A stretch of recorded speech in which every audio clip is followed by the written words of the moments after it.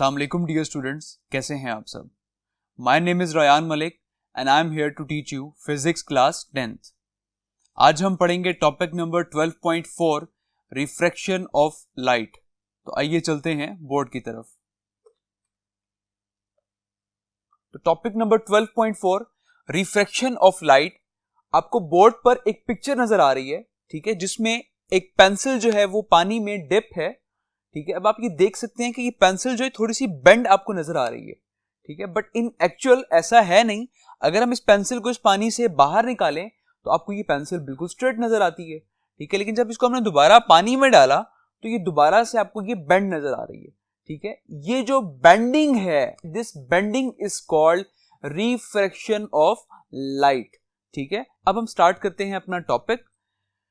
Definition: the process of bending of light as it passes from one medium to another medium and vice versa is called refraction of light, ठीक है। यहां पर एक चीज है, the process of bending of light, light का bend होना, ठीक है, and it passes from one medium to another medium, ठीक है।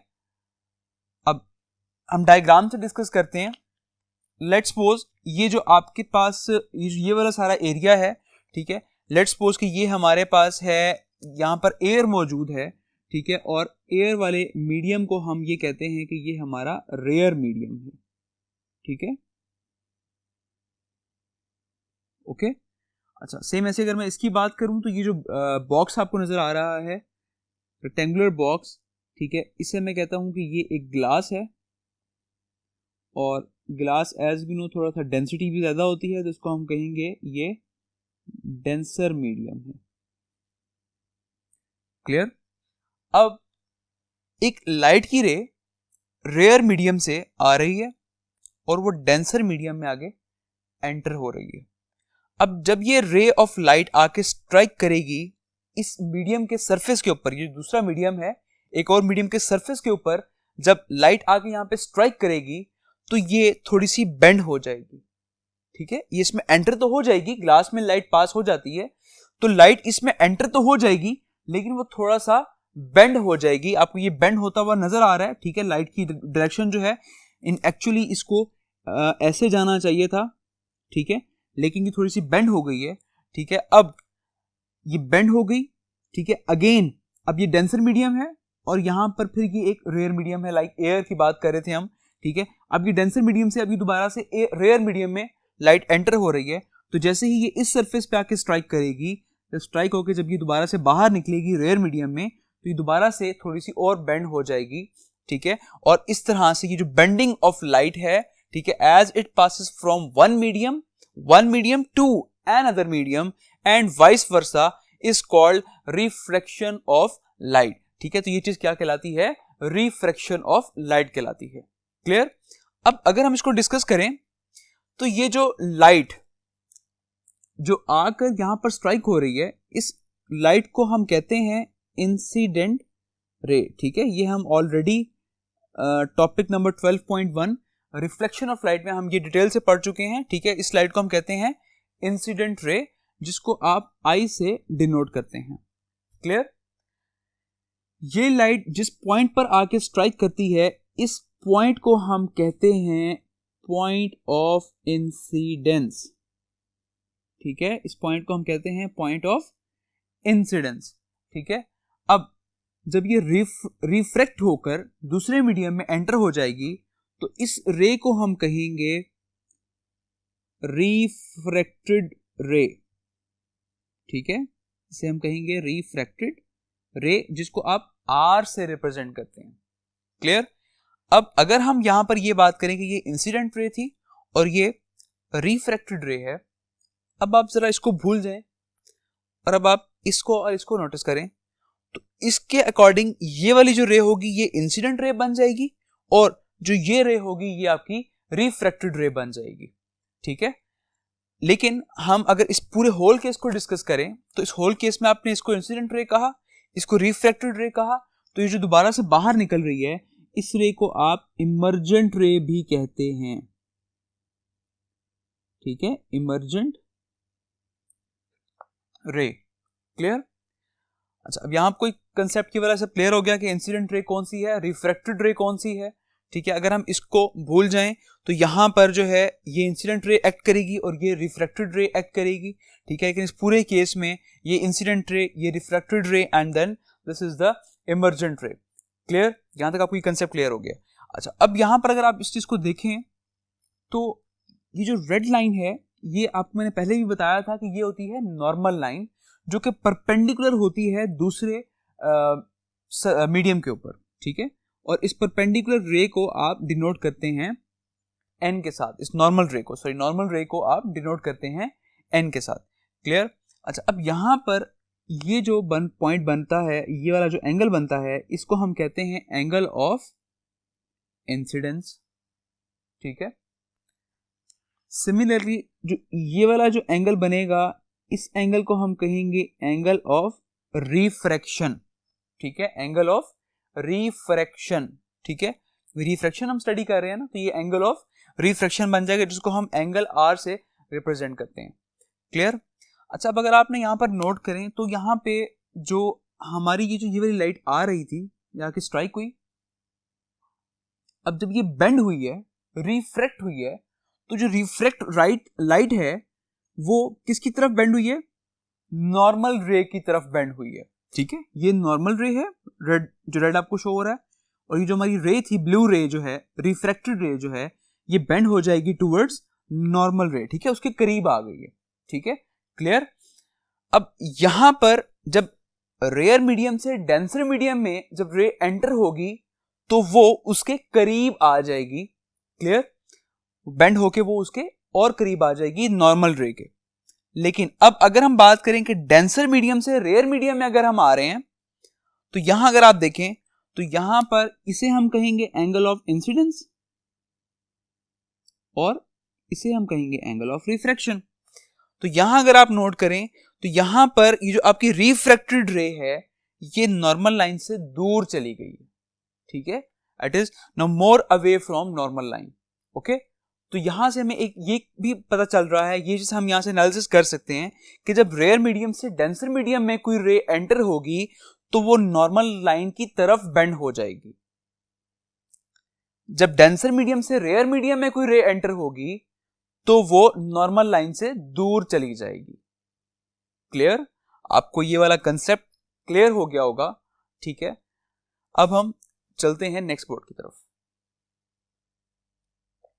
Okay, now the next point is laws of reflection. As you all know कि हमने लॉज ऑफ रिफ्लेक्शन भी पढ़े थे 12.1 टॉपिक में, ठीक है। तो सेम बिल्कुल वैसे ही हैं ये लॉज ऑफ रिफ्रैक्शन, लेकिन इसमें जो सेकंड लॉ है वो थोड़ा सा चेंज है। अब इसका फर्स्ट लॉ अगर हम स्टडी करें, the incident ray, refracted ray and normal at the point of incidence all lie in the same plane. जितने भी इंसिडेंट रे है, नॉर्मल रे है और जो आपकी रिफ्रैक्टेड रे है, ये सारी जो रेज हैं ये एक ही प्लेन के ऊपर लाई करती हैं, ठीक है। यही लॉ था हमारा फर्स्ट लॉ ऑफ रिफ्लेक्शन और यही हमारा फर्स्ट लॉ ऑफ, इसका जो फर्स्ट पॉइंट है लॉ का, वही है लॉज ऑफ रिफ्रैक्शन।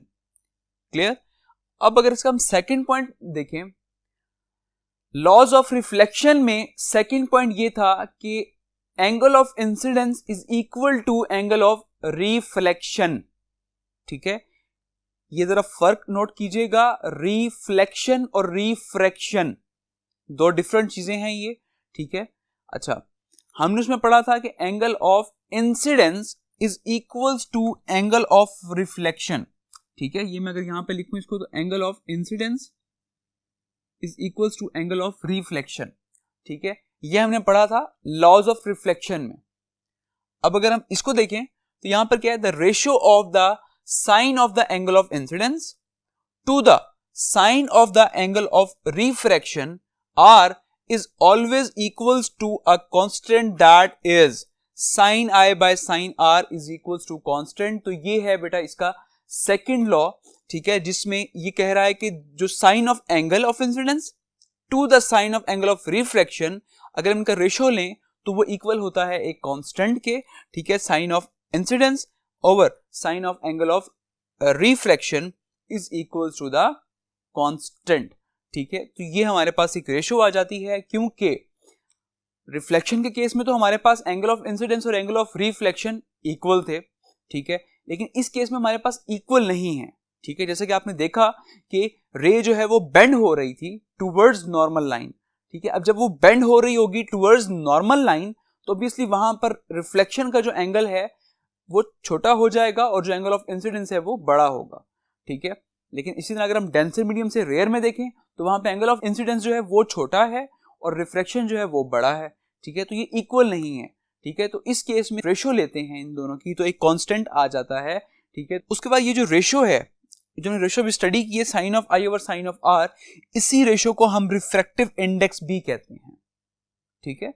इस रेशो को हम रिफ्रैक्टिव इंडेक्स भी कहते हैं। ये रिफ्रैक्टिव इंडेक्स बेसिकली आपको बताता है कि एक लाइट में कितना चेंज आएगा, ठीक है। एक लाइट अगर जिस डायरेक्शन में आ रही है, ठीक है, जब वो आके फर्दर बेंड हो जाएगी किसी भी दूसरे मीडियम में, जब वो एंटर होगी तो वो बेंड हो जाएगी, तो उस बेंडिंग में कितना चेंज आएगा, तो ये चीज हमें बताती है रिफ्लेक्टिव इंडेक्स, ठीक है। और इसी चीज को हम कहते हैं स्नेल्स लॉ, ठीक है। तो बोर्ड में अक्सर क्वेश्चन आ जाता है कि स्टेट स्नेल्स लॉ, आपने ये डेफिनेशन लिखनी है और साथ आपने ये जो रेशो है आपने साथ ये डिनोट करनी है, ठीक है, क्लियर।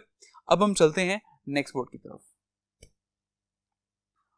ओके, तो अब फर्स्ट बोर्ड पर मैंने आपको एक एग्जांपल शो करवाई थी जिसमें एक ग्लास में एक पेंसिल मैंने डिप की और वो पेंसिल जो है थोड़ी सी बेंड हो गई थी, ठीक है। तो मैंने आपसे कहा था कि ये जो बेंडिंग है ये लाइट की वजह से है, ठीक है। अब लाइट किस तरह से बेंड करवाती है, ठीक है, क्योंकि अगर हम यहां पर डिफरेंट स्पीड्स ऑफ लाइट देखें कि अगर स्पीड ऑफ लाइट एयर में देखें तो वो है 3 × 10⁻⁸ मीटर पर सेकेंड। स्पीड ऑफ लाइट अगर हम वाटर में देखें तो वो है 2.3 × 10⁸ मीटर पर सेकेंड। स्पीड ऑफ लाइट अगर हम ग्लास में देखें तो वो है 2.2 × 10⁸ मीटर पर सेकेंड, ठीक है। अब आपको नजर आ रहा है कि स्पीड ऑफ लाइट जो है वो चेंज हो रही है सब में, ठीक है, कम हो रही है, ठीक है।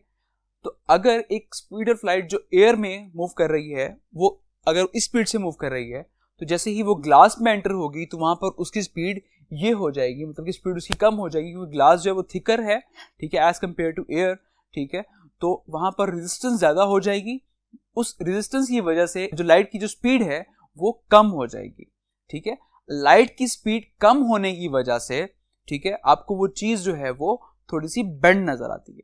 तो बेसिकली ये फिनोमिना है जिसकी वजह से हम कहते हैं कि रिफ्रैक्शन का फिनोमिना वहां पे अकर हो गया है, वहां पे बेंडिंग ऑफ लाइट हो गई है, ठीक है। बेंडिंग ऑफ लाइट क्यों हो गई है, एक्चुअली में उसकी स्पीड जो है वो उस मीडियम में आकर कम हो गई है, ठीक है। जब स्पीड जहां पर चेंज होगी तो वहां पर हमें कोई चीज जो है वो बेंड नजर आती है, ठीक है, क्लियर। अब अगर हम इसका रिफ्रैक्टिव इंडेक्स की डेफिनेशन स्टडी करें, the refractive index n of a medium is the ratio of the speed of light c in air to the speed v of light in the medium। अब refractive index में हमने basically कर क्या रहे हैं, हम वो चेंज फाइंड कर रहे हैं कि जब भी लाइट एक मीडियम से दूसरे मीडियम में एंटर होगी उसमें कितना चेंज आएगा, ठीक है। तो उसको बेसिकली रिफ्रैक्टिव इंडेक्स में हम speed of light in air ले रहे हैं, ठीक है, मतलब कि एयर से हम कंपेयर कर रहे हैं, एयर में जो स्पीड ऑफ लाइट होती है दैट इज 3 × 10⁸, और speed of light in medium. अब वो मीडियम कौन सा है जिस मीडियम में एंटर हो रही है, वो ग्लास है, वाटर है या सो ऑन जो भी है, ठीक है, उसकी हम स्पीड जो है वो हम यहाँ पर लिखेंगे और हम उसको डिवाइड करेंगे तो हमारे पास एक रिफ्रैक्टिव इंडेक्स आ जाएगा। इसको हम डिनोट करते हैं n से, speed of light in air उसको हम डिनोट करते हैं c से, और speed of light in medium उसको हम डिनोट करते हैं v से। तो ये एक फॉर्मूला बन जाएगा n = c/v, क्लियर। तो ये रिफ्रैक्टिव इंडेक्स है जो हमें ये बताता है कि एक लाइट में कितना चेंज आएगा जब वो एक मीडियम से दूसरे मीडियम में एंटर होगी, क्लियर। अब हम चलते हैं नेक्स्ट बोर्ड पे एग्जांपल स्टडी करने के लिए। जी, तो example number 12.3, a ray of light enters from air into glass, the angle of incidence is 30 degree if the refractive index of glass is 1.52, then find the angle of refraction r, ठीक है। अब basically उसने आपको यहां पर data क्या दिया हुआ है, उसने आपको एक चीज दी हुई है angle of incidence and it is 30 degree, उसने आपको रिफ्रैक्टिव इंडेक्स दिया हुआ है दैट इज 1.52, ठीक है, और उसने आपसे कहा कि आपने एंगल ऑफ रिफ्रैक्शन आपने फाइंड करना है, क्लियर। तो तो अभी हमने एक फॉर्मूला पढ़ा रिफ्रैक्टिव इंडेक्स का, स्नेल्स लॉ का, ठीक है। स्नेल्स लॉ में फॉर्मूला जो था उसका that is sine of i over sine of r is equals to n, ठीक है। अब जस्ट इस फॉर्मूले में आप वैल्यूज पुट करें, ठीक है। साइन ऑफ आई की जगह आ जाएगा 30 डिग्री, साइन आर आपने कैलकुलेट करना है और एन है 1.52, ठीक है। अब बेसिकली आपने फाइंड करना है आर रिफ्रैक्शन, तो हम इसको क्रॉस में चेंज कर लेते हैं, इसकी जगह रिप्लेस कर लेते हैं, ठीक है। तो साइन ऑफ 1.52 जो है वो यहाँ आकर डिवाइड हो जाएगा और ये जो साइन ऑफ आर है ये वहां जाकर मल्टीप्लाई हो जाएगा 1 से। क्लियर? अब अगर हम इसको सॉल्व करें कैलकुलेटर में, तो सॉल्व करने के बाद इसका आंसर आ जाएगा 0.33, ठीक है। और यहाँ आ जाएगा साइन ऑफ आर, ठीक है। अब ये साइन है, अगर मैं साइन को इधर लेकर आ जाऊं तो ये साइन इनवर्स हो जाएगा, ठीक है। तो आर का बेसिकली फॉर्मूला यहाँ पर एक्सप्रेशन बन जाएगा r is equals to sine inverse 0.33, ठीक है। अब साइन इनवर्स 0.33 आप कैलकुलेटर से फर्दर सॉल्व करें तो r का आंसर आ जाएगा 19.3 डिग्री। क्लियर? तो 19.3 डिग्री ये है बेसिकली आपका एंगल ऑफ रिफ्रैक्शन। क्लियर? तो हम यहाँ लिख भी सकते हैं, सो the angle of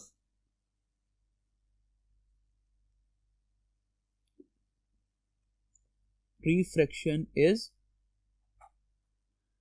19.3 डिग्री, ठीक है। आई होप आपको ये एग्जाम्पल क्लियर हो गई होगी। नेक्स्ट लेक्चर तक के लिए टेक केयर, अल्लाह हाफिज।